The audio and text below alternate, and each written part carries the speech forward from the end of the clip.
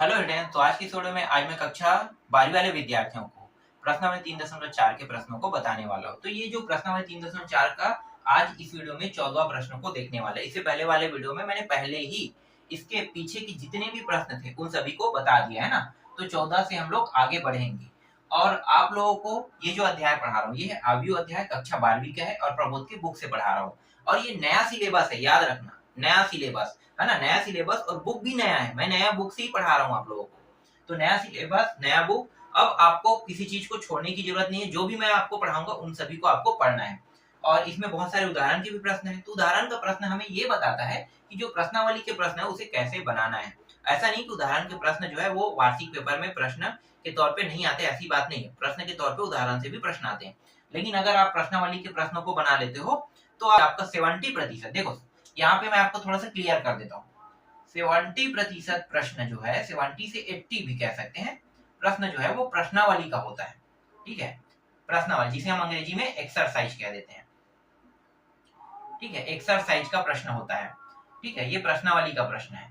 और उदाहरण 20% से 20 अधिकतर रहता है, 20 से 30% मान लो। तो ये जो मोटी रकम है, जैसे 80 तो ये रहेगा, लेकिन ये 20 के आसपास रहता है। तो 20 से 30% के प्रश्न एग्जाम्पल के होते हैं। तो एग्जाम्पल को आपको छोड़ना नहीं है। जैसे यहाँ पे मैंने प्रश्नावली को आपको बताया, तो प्रश्नावली को बनाने के पहले एग्जाम्पल को भी देख लेना। अगर आप प्रश्नावली के प्रश्नों को देख रहे हो, अभी देख रहे हो, तो एग्जाम्पल को अभी छोड़ सकते हो। एक बेनिफिट आपको बताता, अगर एग्जाम्पल को अभी नहीं देख रहे हो तो एग्जाम्पल से जो प्रश्न आएगा ना वो परीक्षा बोध परीक्षा सार में रहेगा ही रहेगा। परीक्षा बोध परीक्षा सार में वो प्रश्न 100% रहेगा जो एग्जाम्पल से आने वाले हैं। तो आपको एग्जाम्पल को पढ़ने की जरूरत नहीं है, सिर्फ प्रश्नावली को पढ़ने की आवश्यकता है। ठीक है, प्रश्नावली के प्रश्नों को अभी जैसे मैं बता रहा हूँ ऐसे पढ़ लो। एग्जाम्पल के प्रश्न ऑटोमेटिकली कहाँ मिल जाएंगे? परीक्षा बोध या परीक्षा साल में मिल जाएगा, है ना। जो नया सिलेबस है, नया जो अभी जारी हुआ है उसमें आपको मिल जाएगा। तो नया परीक्षा बोध, नया परीक्षा साल जो है वो जारी होने वाले हैं। उसके बाद आप लोग उसे खरीद लेना। खरीदने के बाद जो एग्जाम्पल के जो भी प्रश्न रहेंगे उनको बना के देखना। हालांकि बनाने के तरीके मुझे कहाँ से मिलता है? उदाहरण से ही मिल जाता है ना। तो ये जो प्रश्न क्रमांक 14 है, ये उदाहरण नंबर 9। ठीक है, उदाहरण नंबर 9 की तरफ हल होगा। तो चलो इसको हल करते हैं। तो देखो यहाँ पे जो दिया है इसको ही मैं दिया है कह के यहीं से स्टार्ट कर देता हूँ। हल दिया है, पहला प्रश्न में ये दिया हुआ है। तो देखो 101 को जैसा वैसा रखेंगे। ए की जगह में उदाहरण नंबर 9 में X Y Z A B C इस तरीके से मानने के लिखा है।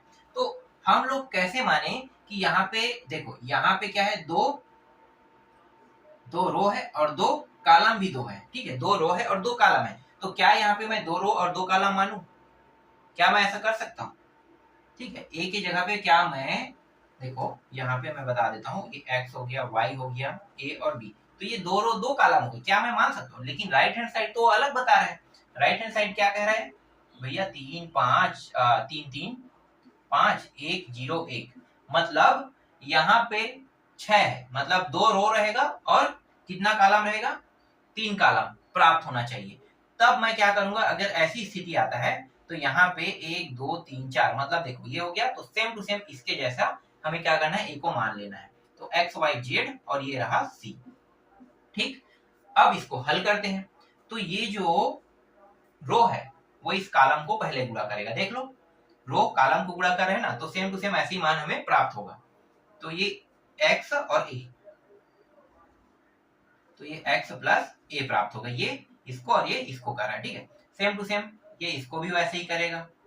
तो ये हो गया y प्लस बी, फिर ये इसको भी करेगा, है ना। तो ये हो गया z प्लस सी। ठीक, अब ये जीरो वाला पहले इस वाले कॉलम को करेगा, तो 0 प्लस ए, फिर ये इसको करेगा तो पहले वाला 0 और दूसरा b, फिर यहाँ भी वैसे ही प्राप्त होगा। देखो इस तरीके से। ठीक है, अब बराबर 3 3 5 1 0 1। ठीक, इस तरीके से। अब देखो यहाँ पे क्या है, एक्स ए दिया हुआ है, तो x प्लस ए बराबर कितना है? 3। ठीक है, इसे समीकरण 1 नाम दे दो। फिर y प्लस बी बराबर कितना है? 3, ये समीकरण 2।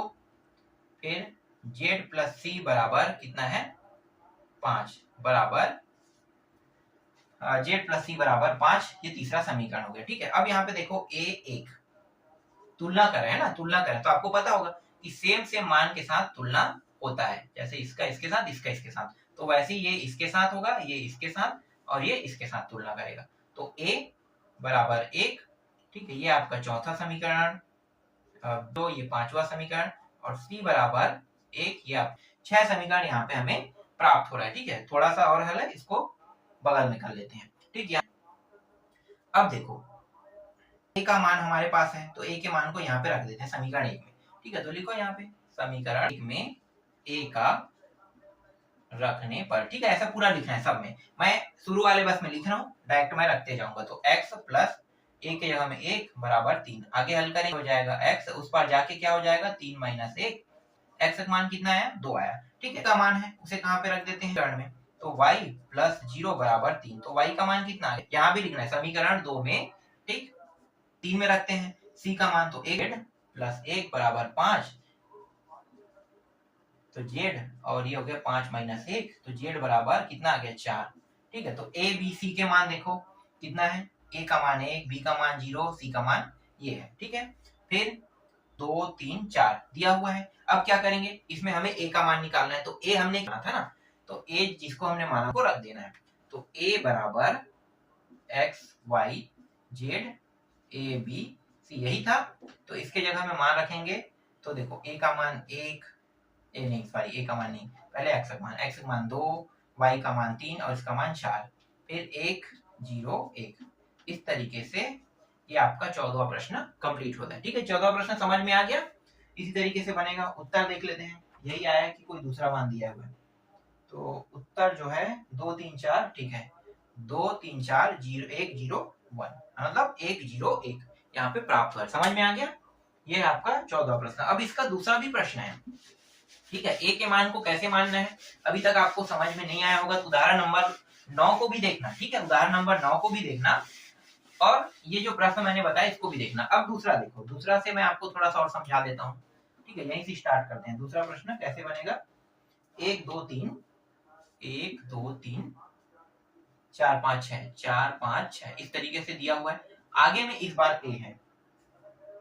ठीक, अब देखो -7 है और क्या है माइनस में 8, -8 और ये -9 है, 2 4 6 2 4 6 इस तरीके से दिया हुआ है। ठीक है, अब इसको हल कैसे करोगे, सबसे पहले तो मान हो गया है ना, ये हल दिया है क्या हमने इसको लिख दिया। ठीक है, इससे पहले वाले में मैंने माना नहीं था, लेकिन मान लेते हैं। माना a बराबर, क्या मानेंगे बताओ। देखो यहाँ पे ये दोनों मान तो मुझे एक जैसा लग रहा है। ठीक है, ये दोनों एक जैसा लग रहा है, तो a के मान को कुछ इस प्रकार से मानेंगे। कैसे मानेंगे, देखो a का मान हम लोग कुछ इस प्रकार से मानेंगे कि ये जो है इसके मान को समतुल्य कर दे, है ना, तो समतुल्य करने वाला ऐसा कुछ मान मानने वाले हैं। क्या मानूं कि मुझे ये मान वापस इसी तरीके से प्राप्त हो, तो यहाँ पे अगर मैं और a b अगर मानता हूं तो देखते हैं क्या दे रहा है।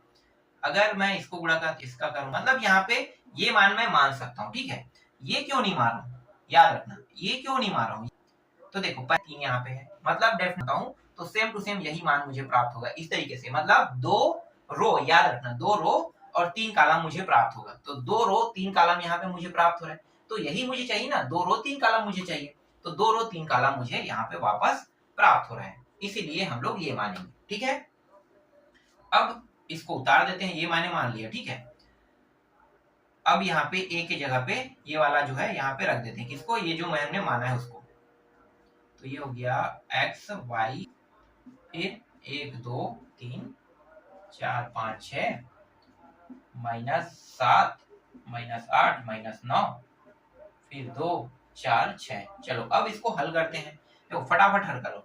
ये दोनों गुणा मतलब गुणा होगा तो ये x आ जाएगा, फिर इसका गुणा इसके साथ होगा तो फिर 4y आ जाएगा, फिर ये इसको भी करेगा तो 2x और ये 5y, फिर 3x और ये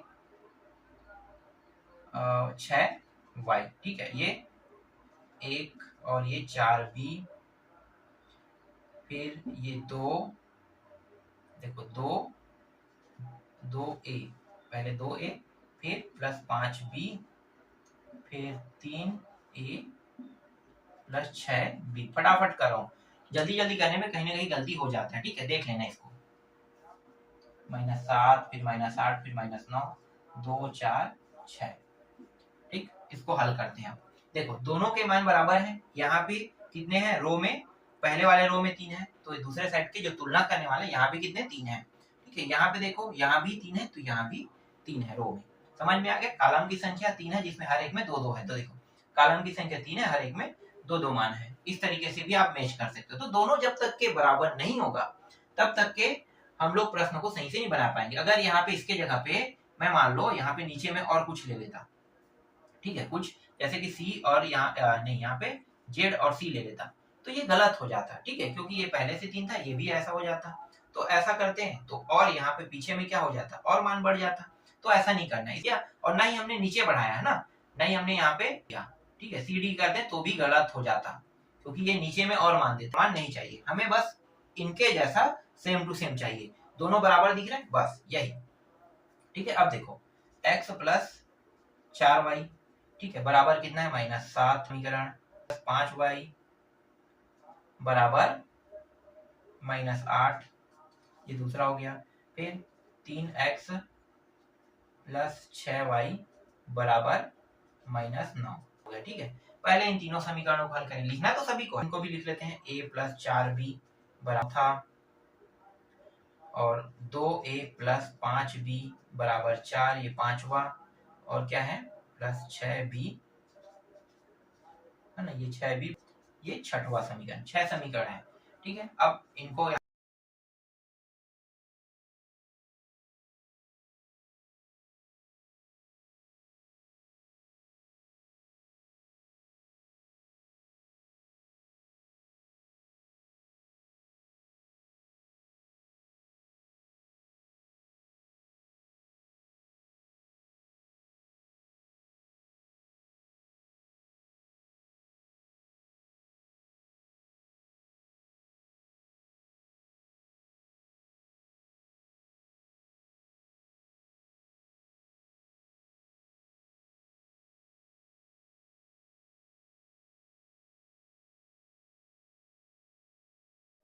अब क्या करना है, देखो अब यहाँ पे हमारे पास कितने समय, 1 2 3 4 5 6, 6 समीकरण है ना। तो हमें क्या करना है, इनमें से किन्हीं 2 समीकरणों को, देखो ये पहला समीकरण, दूसरा समीकरण, ठीक है, इनको तो हल कैसे करेंगे। जैसे हमारे पास विलोपन विधि है ना, प्रतिस्थापन करना है, तो समीकरण 1 और 2 को देखना है। समीकरण तो देखो 2 में 2x और इसको, ये विलोपन विधि हल नहीं हो सकता, क्या करना, यहाँ भी आगे में 2 होना चाहिए। तो 2 का पूरा इस पद में गुणा कर दो, तो यहाँ पे लिखना पड़ेगा समीकरण 1 में करेंगे 2 का गुणा करके, क्या करेंगे भाई, गुणा करके घटाने पर। ठीक है, क्योंकि तो दोनों प्लस में, तो जो मान हम बराबर कर रहे हैं वही मान रहना चाहिए, तो घटाएंगे, तो यहाँ पे लिखो घटाने पर क्या करेंगे, तो ये 2x हो जाएगा। फिर ये 8y हो जाएगा। ठीक है, इसके साथ भी 2 का गुणा, इसके साथ भी, इसके साथ भी, और -7 और 7 दूनी कितना हो जाएगा, 14 हो जाएगा। दूसरा समीकरण x प्लस 5y, यहाँ पे कुछ नहीं करना है, ये माइनस प्लस चिन्ह है ना, घटाने पर क्या हो जाएगा, माइनस, यहाँ भी प्लस है, ये भी माइनस, और ये माइनस और प्लस हो जाएगा। यहाँ पे आ रहा है 3y आ रहा है। ठीक है, प्लस में 8 में 5 घटाओ, यहाँ पे इसको घटाओगे तो 3 एकम 3 दूनी, तो y 2 आ गया। इस मान को कहाँ पे रख सकते हैं, एक y दिया हुआ है। ठीक है, तो समीकरण 1 में ही रख लेते हैं। 1 में मान रखने रख दो, तो ये हो गया x, नहीं चाहे 1 2 किसी में भी रख लो, आ जाएगा x प्लस 4 गुणित -2 बराबर -7। तो x बराबर, ये जो है माइनस, ये तो माइनस से क्या होगा, 8 मतलब 1, तो यहाँ पे x का मान कितना प्राप्त हुआ, 1 प्राप्त हुआ, y का मान -2। इसी तरीके से a और b के मान को भी निकाल लेते हैं। चलो सेम टू सेम निकालना है। हमारे पास x यहाँ पे अंतिम में रखेंगे, कितना प्राप्त हुआ, 1 प्राप्त हुआ है, तो हमने 1 रख दिया, और y का मान -2 यहाँ पे हमने रख दिया। ठीक है, अब 2 मान बस और निकालना है, b का मान आएगा, यहाँ पे रखेंगे, फिर हमारा उत्तर आ जाएगा। चलो यहाँ पे अब फिर से देखो, को देखना है समीकरण 4 और 5 को, तो 4 5 भी वैसा ही है, समान तो नहीं है, तो क्या 2 का गुणा करेंगे, तो ये हो जाएगा 2a प्लस 8b बराबर ये 4। ठीक है, अब ये है 2a प्लस 5 भी जैसा वैसा रखेंगे, और ये 4 जैसा वैसा, ये माइनस हो जाएगा, ये प्लस था तो माइनस, यहाँ भी प्लस है माइनस, यहाँ भी प्लस है तो माइनस, ये दोनों ये हो जाएगा 3b, और यहाँ पे 0, तो b बराबर कितना आ जाएगा, 0। ठीक है, तो b का मान यहाँ पे कितना आ रहा है, 0 आ रहा है, तो यहाँ पे रख देते हैं b, एक मिनट, b का मान है ना, ठीक है, b का मान हमने 0 रख दिया। कौन से समीकरण को हल किया था, समीकरण 4 है ना, ये समीकरण का गुणा करके घटाने पर हमने लिख दिया, ठीक है, 5 को जैसा वैसा लिख देंगे। अब क्या करेंगे, ये जो समीकरण 4 है वहीं पे हम लोग ये जो b का मान है, ठीक है, तो यहाँ पे लिख दो समीकरण b का मान रखने पर, तो समीकरण 4 क्या है, a प्लस 4, b का मान 0 आया है, फिर 2, तो a का मान कितना प्राप्त हुआ, 2 प्राप्त हुआ, ठीक है, तो ये इस तरीके से 2। अब उत्तर देख लेते हैं क्या हो गया है, ठीक है, ये देखो, ये भी सही, ये भी सही, ये भी सही, मतलब आप है एकदम सही आया है, ठीक है, तो इस तरह का पहला और 9वां का 14वां का दोनों को मैंने बना दिया, ठीक है। जो भी डाउट आप लोगों को वो मैंने, तो भाई मैं कुछ नहीं कर सकता, 9 का एक ही प्रश्न दिया, में 2 प्रश्न दिया है, तो 9 को देखकर बनाना है आपको, ठीक है, बनाना था, जिन्हें मैंने आपको सॉल्व करके दे दिया, दूसरा मैंने इस तरीके से पूरी तरीके से हल कर दिया। तो आशा करता हूँ ये जो मैं बता रहा हूँ आपको समझ में आ गया होगा, है ना। आगे देखो 14 के बाद 15वां प्रश्न, फटाफट अब हल करते हैं।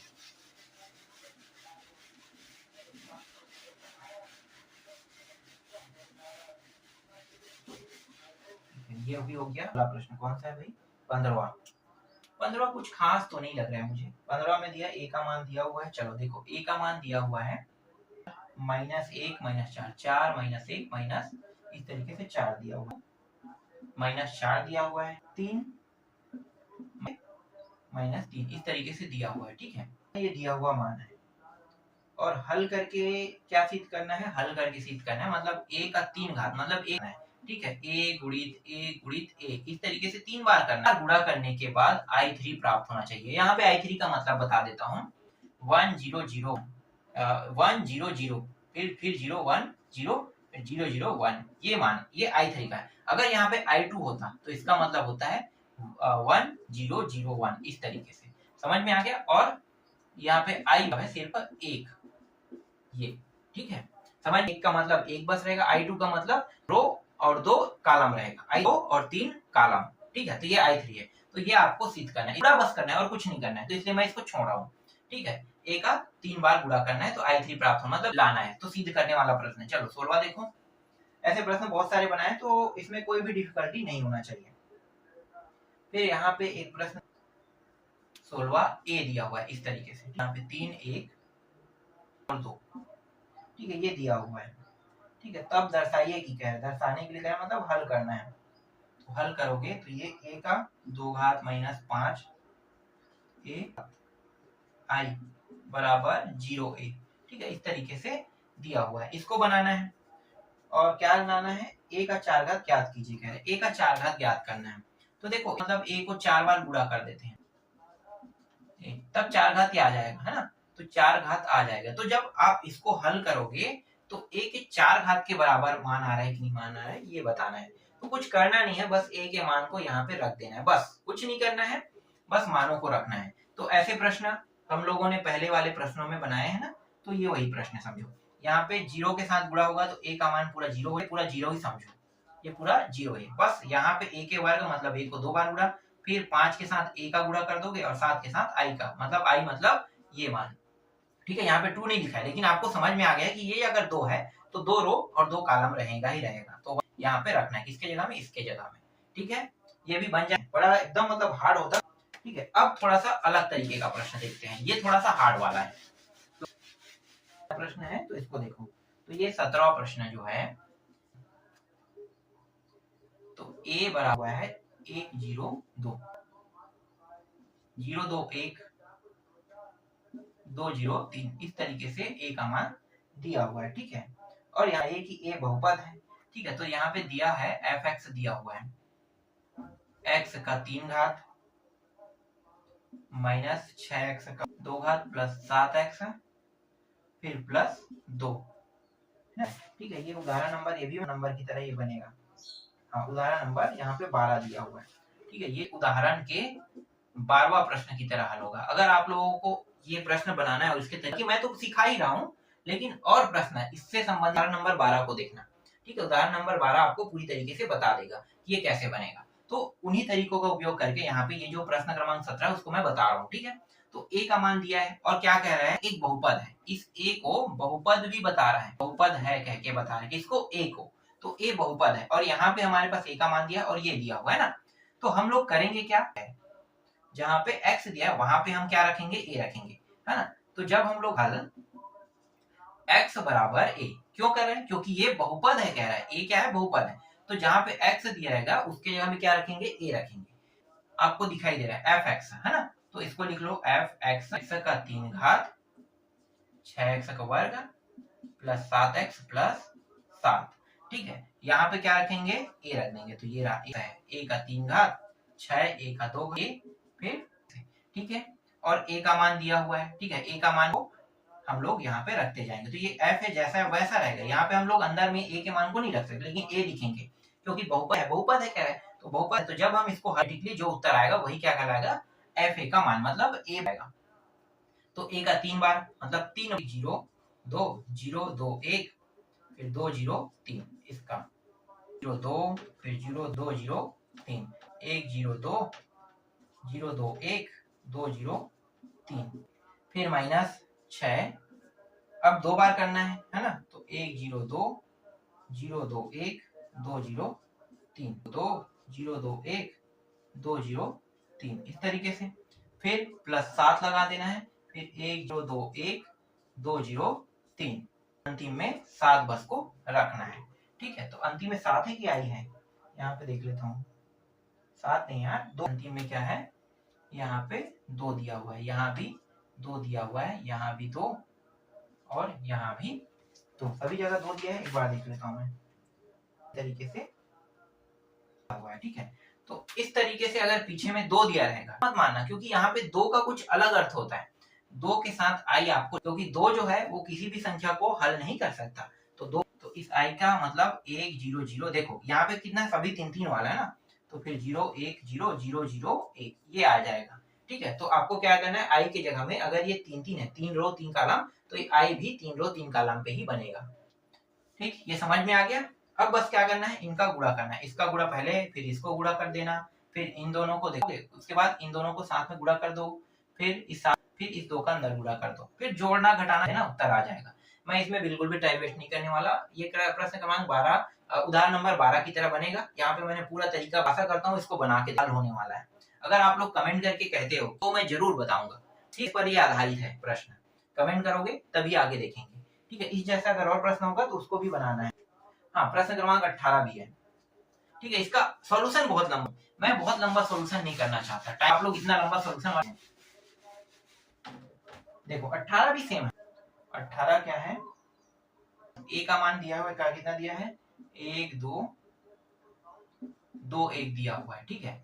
और यहाँ पे दिया है fx का मान दिया हुआ है, fx बराबर -2 x -3 दिया हुआ है, ठीक है। ये छोटा है और यहाँ पे तो दर्शाइए कि f a बराबर, मतलब प्रश्न में ये जो 18 उसमें सिद्ध करके लाना है कि f a बराबर 0, ये सीधे ये कह रहा है। तो चलो इसको हल करते हैं, हल जो दिया है उसको लिख लें। चलो इसको बड़ा हल था ना, तो इसमें बड़ा हल करने की जरूरत नहीं है, तो इसको हल दिया है a बराबर 1 2 2 1, ठीक है, ये दिया हुआ है। अब यहाँ पे क्या करेंगे, x बराबर क्या रखेंगे, a रखेंगे, जहाँ पे x है वहां पे रखेंगे इसमें, तो इसको भी लिख लेते हैं fx का वर्ग -2x -3, तो ये f a बराबर a का 2 घात फिर 3 3 के साथ क्या, इससे पहले वाले में मैंने बताया था, तो सेम टू सेम वैसे ही करेंगे।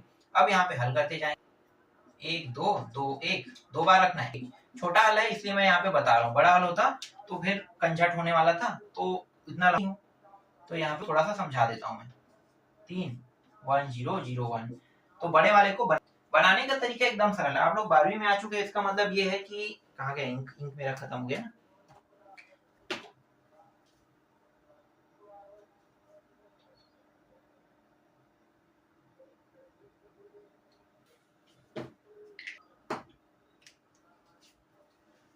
देखो 12वीं में आकर इसका मतलब ये है कि आप लोग ऐसे प्रश्नों को बनाना तो जान ही गए होंगे, तो आपको आपके लिए ये जो प्रश्न है ये कोई डिफिकल्टी नहीं होना चाहिए, है ना, आसान है, तरीके भी मैं आसान बता रहा हूँ। बस वो प्रश्न बड़ा था, मैंने पूरा इस तरीके से सॉर्ट करके दे दिया है, बस आपको मतलब आप लोग प्रश्न बना लोगे। चलो अब इसको हल करते हैं, देखो ये जो रो को करेगा एक कर देते हैं, +4 लिख देते हैं, फिर 2 और फिर 2 एकम 2, फिर इस तरीके से, ठीक है, ये हो गया। फिर ये वाला भी इस पहले करेगा कम दो, मतलब 2 + 2 आ रहा है, फिर 2 दूनी 4, तो ये 4 + 1 आ रहा है इस तरीके से। ठीक, इस 2 का अंदर गुणा कर दो तो -2 2 2 2 का अंदर गुणा करेंगे तब 3 का, तो 3 0 0 3 3 0 होगा। अब एक साथ हल कर लेंगे ना, पहले इनको हल कर लेते हैं। ये कितना हो गया, 4 1 5, ये 4 ये 5, फिर -2 4 4 2 3 0 0 3, देखते हैं जीरो आ रहा है कि नहीं आ रहा है। ठीक है, एक साथ कर, देखो ये पहले पहले और पहले वाले के साथ हल होगा, क्योंकि आपको ऐसे ही करना है ना यहाँ पे सभी। हाँ ठीक है, तो ये देखो ये हो गया 5 प्लस में, ये माइनस में हो जाएगा। ठीक है, ये माइनस है, यहाँ भी माइनस है, तो -2 -3। ठीक है, अब 4 को देखो, 4 ये है, ये माइनस में, -4, फिर 0 प्लस में है, ये माइनस में हो जाएगा 4, और यहाँ पे कितना है, 0 दिया है, ये भी माइनस में है ना, इस तरीके से। अब ये माइनस में 2 हो जाएगा, और ये भी माइनस, मतलब ये भी माइनस। तो देखो ये 5 हो गया, 3 2 5, प्लस माइनस होने का काम कर गया, मतलब यहाँ पे 0। यहाँ पे देखो ये दोनों भी कट जाएगा, है ना, ये भी देखो 5 हो जाएगा, -2 और -3 -5 होगा, और फिर 5, मतलब ये भी कट जाएगा, यहाँ पे 0। तो यहाँ पे ये जो 0 प्राप्त हुआ, ये हमें बता रहा है कि एफ ए 0 प्राप्त हुआ, मतलब सिद्ध हुआ। ठीक है, देख लो ये जो एफ ए का मान है कितना प्राप्त हुआ, बराबर ये। तो ये एफ ए बराबर 0 प्राप्त हुआ, इसका मतलब ये। तो इस तरीके से 18वां प्रश्न बन गया। ठीक है, अब अगला 19वां प्रश्न। 19वां भी कोई कठिन प्रश्न नहीं है, लंबा चौड़ा सोल्यूशन नहीं, ज्यादा लंबा चौड़ा प्रश्न अगर नहीं बताते बनता है, हो जाता है, इसीलिए छोटे प्रश्न किया जा सकता है और कम समय में ज्यादा प्रश्न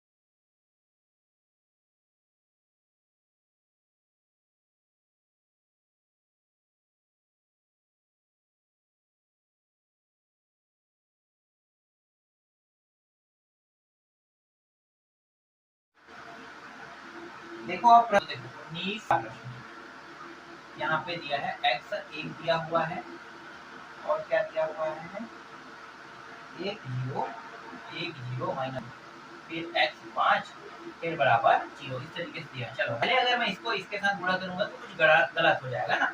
गुणा तो हम करेंगे लेकिन थोड़ा सा गलत हो जाएगा, तो गलत नहीं करना है, हमें सही करना है। ठीक है, तो पहले गुणा करेंगे। जो आपका उदाहरण नंबर 14 है वो इसी तरीके से बता रहा है। ठीक है, तो वैसे ही मैं यहाँ पे हल कर दूंगा। तो ये x 1 जैसे इन दोनों को पहला 1 ये रहा और प्लस इसका गुणा इसके साथ तो 0। ठीक है, फिर -2 ये हो गया, कितना हो गया -2 x। फिर 3 पंचे कितना हो जाएगा 15, फिर 15 जैसे और ये रहा 0। अब इन दोनों को साथ में गुणा करिए, गुणा हो जाएगा x है ना, x का गुणा इनके साथ होगा तो x बस होगा। ठीक है, फिर 1 का गुणा 1 यहाँ पे माइनस है तो 2x ये बराबर 0। ठीक है, इस तरीके से हमें मान प्राप्त हो रहा है। आगे हटा के सीधा ये सिंपल कर लो इस तरीके से। अब आपको क्या लिखा है, हाँ यहाँ पे एक चीज मैं भूल गया हूँ, यहाँ पे ये x है ना, ये x। ठीक है, अब ये x और x क्या हो जाएगा, इसका वर्ग हो जाएगा। देखो x और x, ठीक है, अब x का वर्ग, ये मैं भूल गया। तो देखो अब क्या करना है, अब इसका गुणनखंड करना है।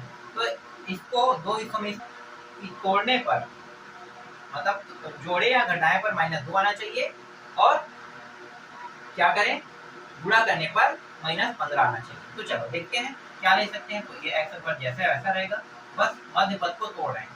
एक हो रहा है -5x और एक +3x। 5 ये 15 होता है ना, तो देखो -5 और +3 को गुणा करेंगे -15 आ रहा है।